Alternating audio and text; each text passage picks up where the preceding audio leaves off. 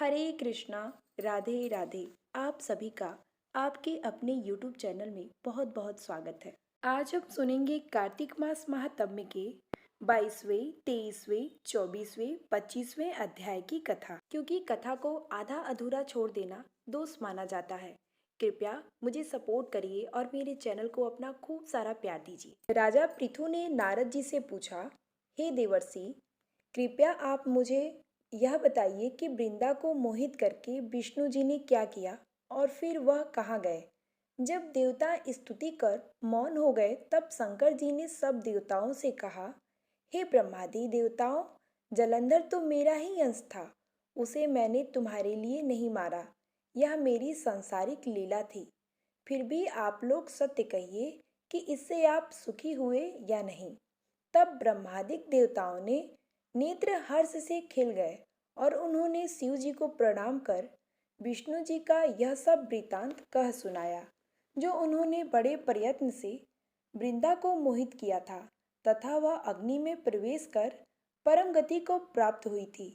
देवताओं ने यह भी कहा कि तभी से वृंदा की सुंदरता पर मोहित हुए विष्णु जी उनकी चिता की राख लपेट इधर उधर घूमते हैं। अतः आप उन्हें समझाइए, क्योंकि यह सारा चराचर आपके अधीन है।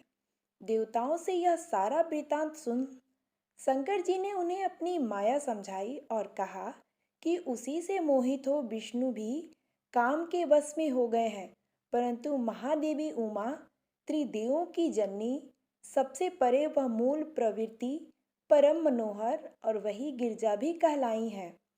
अतः विष्णु का मोह दूर करने के लिए आप सब उनकी शरण में जाइए। शंकर जी की आज्ञा से सब देवता मूल प्रकृति को प्रसन्न करने चले। उनके स्थान पर पहुंचकर उनकी बड़ी स्तुति की। तब वह आकाशवाणी हुई कि हे देवताओं, मैं ही तीन प्रकार से तीनों गुणों से पृथक होकर स्थित सत्य गुण से गौरा, रजोगुण से लक्ष्मी और तमोगुण से ज्योति रूप हूँ। अतः आप सब लोग मेरी रक्षा के लिए उन देवियों के पास जाओ तो वे तुम्हारे मनोरथ को पूर्ण कर देंगी। यह सब सुनकर देवता भगवती के वाक्यों का आदर करते हुए गौरी, लक्ष्मी और सरस्वती को प्रणाम करने लगे। सब देवताओं ने भक्तिपूर्वक उन सब देवियों की प्रार्थना की। उस स्तुति में तीनों देवियां प्रकट हो गईं। सभी देवताओं ने खुश होकर निवेदन किया। तब उन देवियों ने कुछ बीज देकर कहा कि इसे ले जाकर बो दो तो तुम्हारे सब कार्य सिद्ध हो जाएंगे। ब्रह्मादिक देवताओं उन बीजों को लेकर विष्णु जी के पास गए। वृंदा की चिता भूमि में डाल दिया। उससे धात्री, मालती और तुलसी प्रकट हुई। विधात्री के बीज से धात्री और लक्ष्मी के बीज से मालती और गौरी के बीज से तुलसी प्रकट हुई। विष्णु जी ने जो ही उन स्त्री रूप वाली वनस्पतियों को देखा तो वे उठ बैठे। कामवश चित्त से मोहित हो उसने याचना करने लगे। धात्री और तुलसी ने उनसे प्रीति की। विष्णु जी सारा दुख भूल देवताओं से नमस्कृत हो अपने लोक वैकुंठ में चले। वह पहले की तरह सुखी होकर शंकर जी का स्मरण करने लगे। यह आख्यात शिव जी की भक्ति देने वाला है। इस प्रकार कार्तिक मास महात्म्य के 22वें अध्याय की कथा समाप्त होती है। अब सुनते हैं 23वें अध्याय की कथा। नारद जी बोले, हे राजन, यही कारण है कि कार्तिक मास के व्रत उद्यापन में तुलसी की जड़ में भगवान विष्णु की पूजा की जाती है। तुलसी भगवान विष्णु को अधिक प्रीति प्रदान करने वाली मानी गई है। राजन, जिसके घर में तुलसी वन है वह घर तीर्थ स्वरूप है। वहाँ यमराज के दूत नहीं आते। तुलसी का पौधा सदैव सभी पापों का नाश करने वाला तथा अभिष्ट कामनाओं को देने वाला है। जो श्रेष्ठ मनुष्य तुलसी का पौधा लगाते हैं वे यमराज को नहीं देखते। नर्मदा का दर्शन, गंगा का स्नान और तुलसी वन का संसर्ग, ये तीनों एक समान कहे गए हैं। जो तुलसी की मंजरी से संयुक्त होकर प्राण त्याग करता है वह सैकड़ों पापों से युक्त हो क्यों न हो, यमराज उसकी ओर नहीं देख सकते। तुलसी को छूने से कामिक, वाचिक, मानसिक आदि सभी पाप नष्ट हो जाते हैं। जो मनुष्य तुलसी दल से भगवान का पूजन करते हैं वह पुनः गर्भ में नहीं आते, अर्थात जन्म मरण के चक्कर से छूट जाते हैं। तुलसी दल में पुष्कर आदि समस्त तीर्थ, गंगा आदि नदियां और विष्णु प्रभृति सभी देवता निवास करते हैं। हे राजन, जो मनुष्य तुलसी के काठ का चंदन लगाते हैं उन्हें सहज ही मुक्ति प्राप्त हो जाती है और उनके द्वारा किए गए पाप उनके शरीर को छू भी नहीं पाते। जहाँ तुलसी के पौधे की छाया होती है वहीं पितरों की तृप्ति के लिए श्राद्ध करना चाहिए। जिसके मुख में, कान में और मस्तक पर तुलसी का पत्ता दिखाई देता है उसके ऊपर यमराज भी दृष्टि नहीं डाल सकते। फिर दूतों की तो बात ही क्या है। जो प्रतिदिन आदरपूर्वक तुलसी की महिमा सुनता है वह सब पापों से मुक्त हो ब्रह्मालोक को जाता है। इस प्रकार आंवले का महान वृक्ष सभी पापों का नाश करने वाला है। आंवले का वृक्ष भगवान विष्णु को प्रिय है। इसके स्मरण मात्र से ही मनुष्य गौदान का फल प्राप्त करता है। जो मनुष्य कार्तिक में आंवले के वन में भगवान विष्णु जी की पूजा तथा आंवले की छाया में भोजन करता है उसके भी पाप नष्ट हो जाते हैं। आंवले की छाया में मनुष्य जो भी पुण्य करता है वह कोटि गुना हो जाता है। जो मनुष्य आंवले की छाया के नीचे कार्तिक में ब्राह्मण दंपति को एक बार भी भोजन देकर स्वयं भोजन करता है वह अन्य दोष से मुक्त हो जाता है। लक्ष्मी प्राप्ति की इच्छा रखने वाले मनुष्य को सदैव आंवले से स्नान करना चाहिए। नवमी, अमावस्या, सप्तमी, संक्रांति, रविवार, चंद्र ग्रहण तथा सूर्य ग्रहण के दिन आंवले से स्नान नहीं करना चाहिए। जो मनुष्य आंवले की छाया में बैठकर पिंडदान करता है उसके पितर भगवान विष्णु के प्रसाद से मोक्ष को प्राप्त हो जाते हैं। जो मनुष्य आंवले के फल और तुलसी दल को पानी में मिलाकर स्नान करता है उसे गंगा स्नान का फल मिलता है। जो मनुष्य आंवले के पत्तों और फलों से देवताओं का पूजन करता है उसे स्वर्णमणि और मोतियों द्वारा पूजन का फल प्राप्त होता है। कार्तिक मास में जब सूर्य तुला राशि में होता है तब सभी तीर्थ, ऋषि, देवता और सभी यज्ञ आंवले के वृक्ष में वास करते हैं। जो मनुष्य द्वादशी तिथि को तुलसी दल और कार्तिक में आंवले की छाया में बैठ के भोजन करता है उसके 1 वर्ष तक अन्न संसर्ग से उत्पन्न हुए पापों का नाश हो जाता है। जो मनुष्य कार्तिक में आंवले की जड़ में विष्णु जी का पूजन करता है उसे श्री विष्णु क्षेत्रों में पूजन का फल प्राप्त होता है। आंवले और तुलसी की महत्व का वर्णन करने से श्री ब्रह्मा जी भी समर्थ महीम नहीं है। इसलिए धात्री और तुलसी जी की जन्म कथा सुनने से मनुष्य अपने वंश में सहित भक्तों को पाता है। इस प्रकार कार्तिक मास महात्म्य के 23वें अध्याय की कथा समाप्त होती है। अब सुनते हैं 24वें अध्याय की कथा। राजा पृथु बोले, हे मुनि श्रेष्ठ, आपने तुलसी के इतिहास, व्रत, महात्म्य के विषय में कहा। अब आप कृपा करके मुझे यह बताइए कि कार्तिक मास में क्या और भी देवताओं का पूजन होता है, यह भी विस्तार पूर्वक बताइए। नारद जी बोले, पूर्व काल की बात है। शाह पर्वत पर करकीकर में धर्मदत्त नामक विख्यात कोई धर्मज्ञ ब्राह्मण रहते थे। एक दिन कार्तिक मास में भगवान विष्णु के समीप जागरण करने के लिए वे भगवान के मंदिर की ओर चले। उस समय एक पहर रात बाकी थी। भगवान की पूजन की सामग्री साथ लिए जाते हुए ब्राह्मण ने मार्ग में देखा कि एक भयंकर राक्षसी आ रही है। उसका शरीर नंगा और मांस रहित था। उसके बड़े बड़े दांत, लपकती हुई जीभ और लाल नेत्र देखकर ब्राह्मण भय से थर्रा उठे। उनका सारा शरीर कांपने लगा।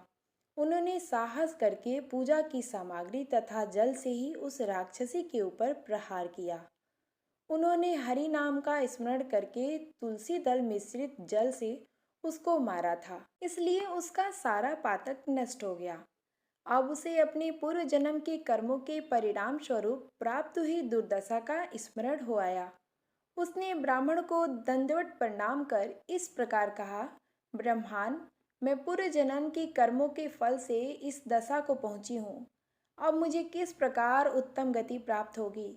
धर्मरथ ने उसे इस प्रकार प्रणाम करते देखकर आश्चर्यचकित होते हुए पूछा, किस कर्म फल से तुम इस दशा को पहुंची हो? कहाँ की रहने वाली हो? तुम्हारा नाम क्या है और आचार व्यवहार कैसा है? ये सारी बातें मुझे बताओ। उस राक्षसी का नाम कलहा था। कलहा बोली, ब्रह्मांड, मेरे पूर्व जन्म की बात है। सौराष्ट्र नगर में भिक्षु नामक एक ब्राह्मण रहते थे। मैं उनकी पत्नी थी। मेरा नाम कलहा था और मैं एक बड़े क्रूर स्वभाव की स्त्री थी। मैंने वचन से भी कभी अपने पति का भला नहीं किया, उन्हें कभी मीठा भोजन नहीं परोसा, सदा अपने स्वामी को धोखा ही देती रही। मुझे कलह विशेष प्रिय था, इसलिए मेरे पति का मन मुझसे सदा उद्दीन रहा करता था। अंतोगत्वा उन्होंने दूसरी स्त्री से विवाह करने का निश्चय कर लिया। तब मैंने विष खाकर अपने प्राण त्याग दिए। फिर यमराज के दूत आए और मुझे बांधकर पीटते हुए यमलोक में ले गए। वहां यमराज ने मुझे देखकर चित्रगुप्त से पूछा, चित्रगुप्त, देखो तो सही, इसने कैसा कर्म किया है। जैसा इसका कर्म हो उसके अनुसार यह शुभ या शुभ प्राप्त करे। चित्रगुप्त ने कहा, इसका किया हुआ कोई भी शुभ कर्म नहीं है। यह स्वयं मिठाइयाँ उड़ाती थी और अपने स्वामी को उसमें से कुछ भी नहीं देती थी। उसने सदा अपने स्वामी से द्वेष किया है, इसलिए जगमा दूरी होकर रहे तथा सदा कलह में ही इसकी प्रवृत्ति रही है। इसलिए यह विष्टाभोजी सुकरी की योनि में रहे। जिस बर्तन में भोजन बनाया जाता है उसी में यह सदा अकेली खाया करती थी। अतः उसके दोष से यह अपनी ही संतान का भाड़ करने वाली बिल्ली हो।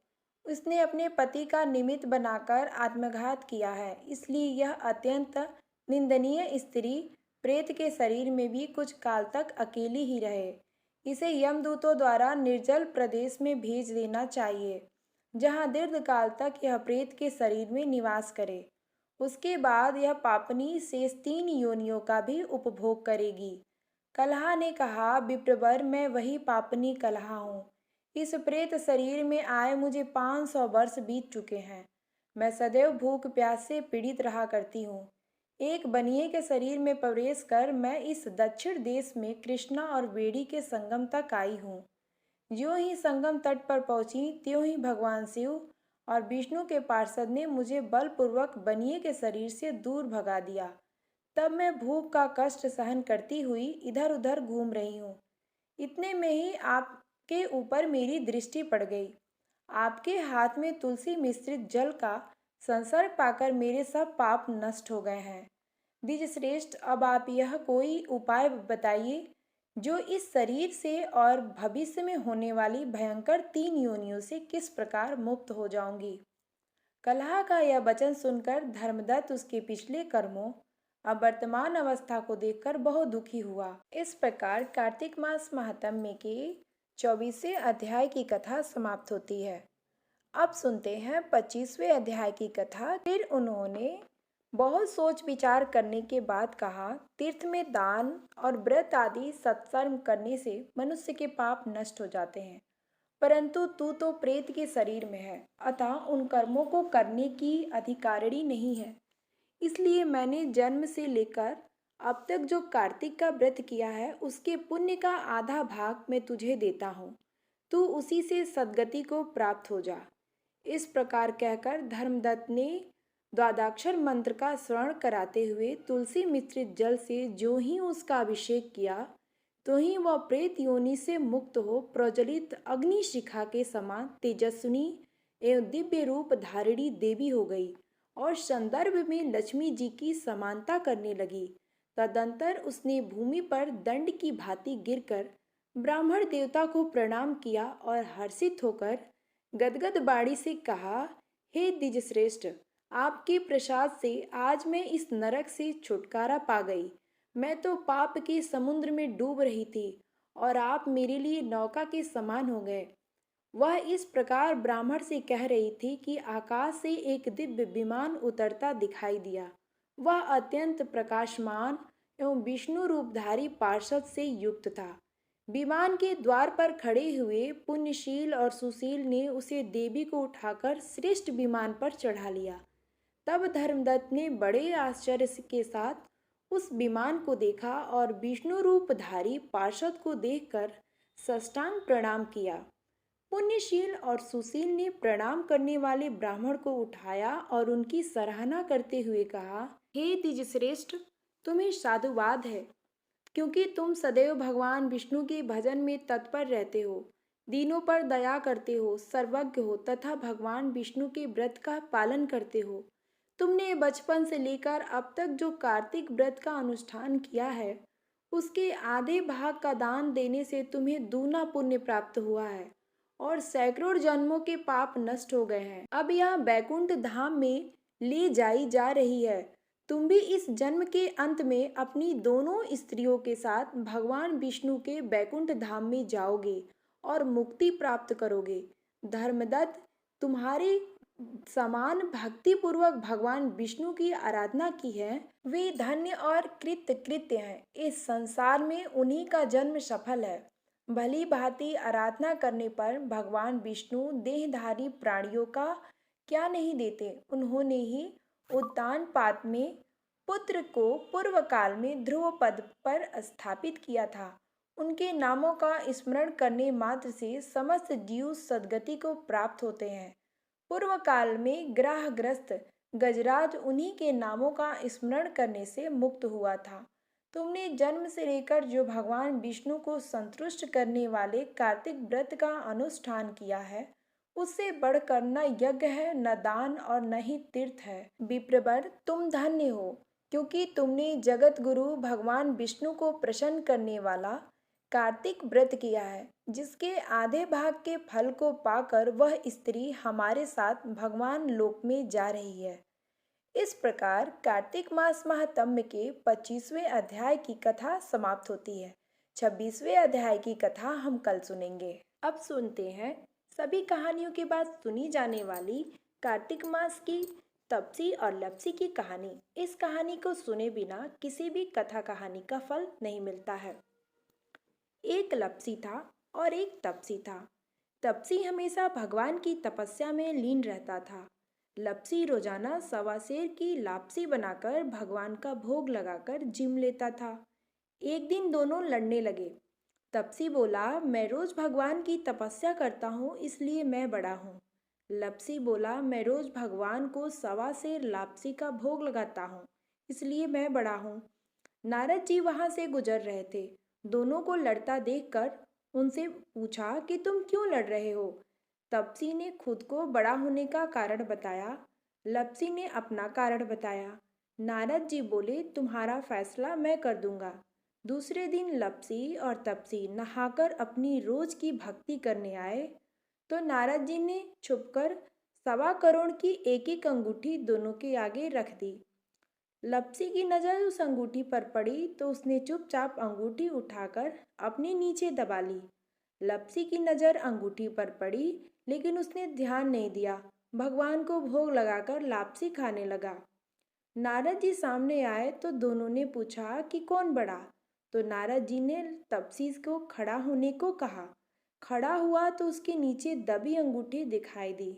नारद जी ने तपसी से कहा, तपस्या करने के बाद भी तुम्हारी चोरी करने की आदत नहीं गई, इसलिए तपसी बड़ा है और तुम्हें तुम्हारी तपस्या का कोई फल भी नहीं मिलेगा। तपसी शर्मिंदा होकर माफी मांगने लगा। उसने नारद जी से पूछा, मुझे मेरी तपस्या का फल कैसे मिलेगा। नारद जी ने कहा, यदि कोई गाय और कुत्ते की रोटी नहीं बनाएगा तो फल तुझे मिलेगा। यदि कोई ब्राह्मण को भोजन करवाकर दक्षिणा नहीं देगा तो फल तुझे मिलेगा। यदि कोई साड़ी के साथ ब्लाउज नहीं देगा तो फल तुझे मिलेगा। यदि कोई दिए से दिया जलाएगा तो फल तुझे मिलेगा। यदि कोई सारी कहानी सुने लेकिन तुम्हारी कहानी नहीं सुने तो फल तुझे मिलेगा। उसी दिन से हर व्रत कथा कहानी के साथ लपसी और तपसी की कहानी भी सुनी और कही जाती है। अगर कहानी पसंद आए तो वीडियो को लाइक करें, चैनल को सब्सक्राइब करें।